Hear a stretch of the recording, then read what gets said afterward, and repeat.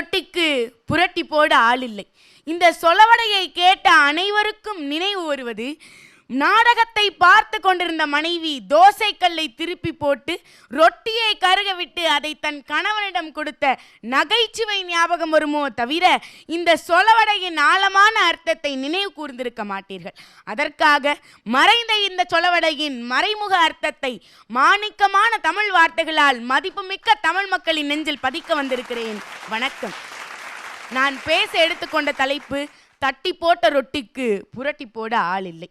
இந்த சொலவடையை பற்றி அடியேன் சிலரிடம் கேட்டபோது அவர்கள் சொன்னார்கள், ஒரு விடயத்தை கொண்டு போக இங்கு ஆள் இல்லை என்ற பொருள் வரும் என்றார்கள்.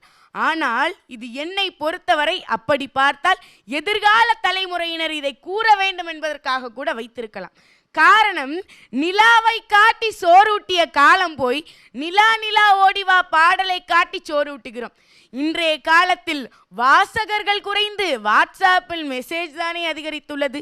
இனிமையான தமிழை விட இன்ஸ்டாகிராமை தான் இன்றைய தலைமுறையினர் நேசிக்கிறார்கள். பழமொழி, சொலவடை போன்ற கருத்துக்களை தெரிந்து கொள்ள நேசிக்க இங்கு ஆள் இல்லை. இதெல்லாம் புரட்டி போடாமல் இருந்தாலே நன்றாகத்தான் இருக்கும். அது மட்டுமல்லாமல் இன்றைய சூழலில் அன்றைய காலத்தில் நடந்த ஒரு விடயம் என்னவென்றால், தமிழகத்தை ஆட்சி செய்த மூவேந்தர்களிடையே எல்லை போர்கள் நடந்தது என்று நமக்கு தெரியும். ஆனால் மூவேந்தர்களும் ஒன்றாக நின்றபோது பாலி நகரத்தையே கைப்பற்றி மௌரியர்களே தோற்கடித்த வரலாற்று செய்தியை சொல்வதற்கு இங்கு ஆள் இல்லை. ஸ்பைடர்மேன், அயன்மேன், சூப்பர்மேன் தெரிந்த நமக்கு தமிழுக்கும் தமிழ் மொழிக்கும் தொண்டு செய்த தமிழ் தாத்தா சங்ககால நூல்களை ஓலைச்சுவடிகளாக இருந்ததை நூல்களாக பதிப்பித்தவர் நம் மூவே சுவாமிநாத ஐயாவை பற்றி எத்தனை பேருக்கு தெரியும்? இதை போன்ற ஒரு நல்ல மனிதர்களை பற்றி செய்திகளை சொல்வதற்கு இங்கு ஆள் இல்லை. கோவில்களில் குடமுழுக்கு திருவிழா நடைபெறும் போது கும்பத்தில் வரகு வைப்பது ஏன் தெரியுமா? ஏனென்றால் வரகு 1000 ஆண்டுகள் கடந்தாலும் முளைப்பு திறனோடு இருக்கும். எத்தகைய பஞ்சம் வந்தாலும் நம்முடைய எதிர்கால தலைமுறையினர் பசி பட்டினியோடு இருந்துவிடக் கூடாது என்பதற்காக நம் முன்னோர் நம்மீது காட்டிய அக்கறைதான் காரணம் என்பதை சொல்வதற்கு இங்கு ஆள் இருந்தாலும் கேட்பதற்குத்தான் ஆள் இல்லையோ? அது மட்டுமல்லாமல் சுதந்திர தினத்தை ஒட்டி பள்ளிக்கு சென்று கொண்டிருந்த ஒரு சிறுவனை அழைத்து ஒருவர் கேட்கிறார், எங்கு செல்கிறாய் என்று. அதற்கு சிறுவன் சொன்னான், சுதந்திர தினத்தை ஒட்டி பள்ளிக்கு செல்கிறேன் என்றான். சரி, சுதந்திரத்தை நமக்கு யார் பெற்று தந்தது என்று அவர் கேட்டபோது அவன் சொன்னான், மகாத்மா காந்தி என்று. மகாத்மா காந்தி எந்த முறையில் நமக்கு சுதந்திரத்தை பெற்று தந்தார் என்று அவன் கேட்டபோது அச்சிறுவன் சொன்னான், யார்கிட்டையாவது காசு கொடுத்து வாங்கியிருப்பாங்க என்று. இதை கேட்டவரின் மனம் நொந்து போனது. நம்முடைய மகாத்மா காந்தி அகிம்சை முறையில் நமக்கு சுதந்திரத்தை பெற்று தந்தார் என்கிற வரலாற்று செய்தியை சொல்வதற்கும் இங்கு ஆள் இல்லை. லஞ்சம் என்ற ஒன்றை புரட்டி போடவும் இங்கு ஆள் இல்லை. அது மட்டுமல்லாமல் ஒரு விடயத்தை சொல்ல வேண்டுமென்றால் இந்த சொலவடை எத்தகைய அற்புதமானது.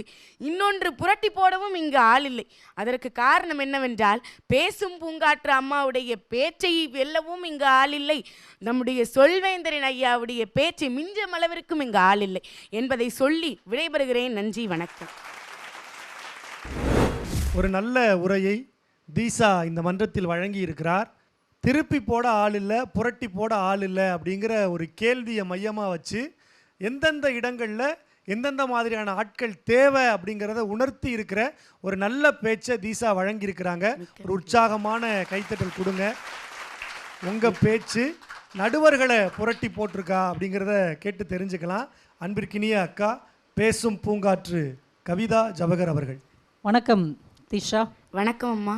உங்களுடைய அந்த தலைப்பு நீங்கள் சொல்லும் போதே எனக்கு இந்த 23ஆம் புலிகேசியில் ஒன்று சொல்வார்ல, தட்டானுக்கு சட்டை போட்டால் குட்டை பையன் கட்டையால் அடிப்பான், அது மாதிரி இருந்தது. நீங்களே கற்பனை பண்ணி சொன்னீங்களோ அப்படின்னு நினச்சேன். ஏன்னா இப்படி ஒரு பழமொழியை நான் எங்கேயுமே கேள்விப்பட்டதே இல்லை. இப்படி யாராலும் கேள்விப்படாத ஒரு பழமொழியை, ஒரு சொலவடையை இந்த அரங்கத்தில் அறிமுகம் செய்ததற்காகவே உங்களுக்கு ஒரு பெரிய வாழ்த்துக்கள். மிக்க நன்றி அம்மா. அவங்க அந்த விடயம்னு ஒரு வார்த்தை சொன்னாங்க இல்லையா, இந்த வார்த்தையை கேட்கும் போது எனக்கு என்ன ஞாபகம் வந்தது அப்படின்னா, பர்வீன் சுல்தானான்னு ஒரு மேடம் இருக்கிறாங்க இல்லையா, அவங்களே ஒரு பாவாடை சட்டை போட்டு வந்து பேசுன மாதிரி இருந்தது. அவங்க தான் இந்த விஷயங்கிறத விடயம் அப்படின்னு பதிவு செய்வாங்க. வருங்காலத்தில் நீங்களும் அவங்கள மாதிரியான ஒரு கம்பீரமான பேச்சாளராக வருவதற்கு வாழ்த்துக்கள். மிக்க நன்றி அம்மா.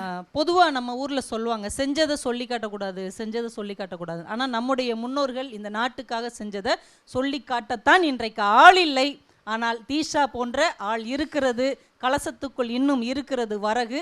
அதன் பெயர் தீஷா. வாழ்த்துக்கள். மிக்க நன்றி அம்மா.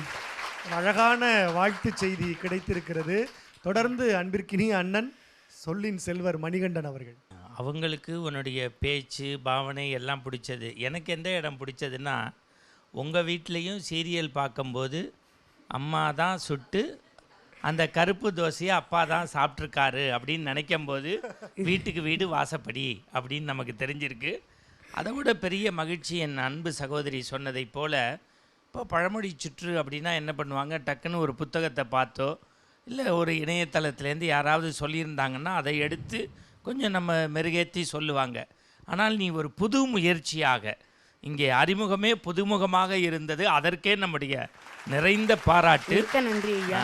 அதில் நல்ல அடர்த்தியாக உங்களுடைய கூற்றையும் ஏற்றி சொன்னீர்கள்.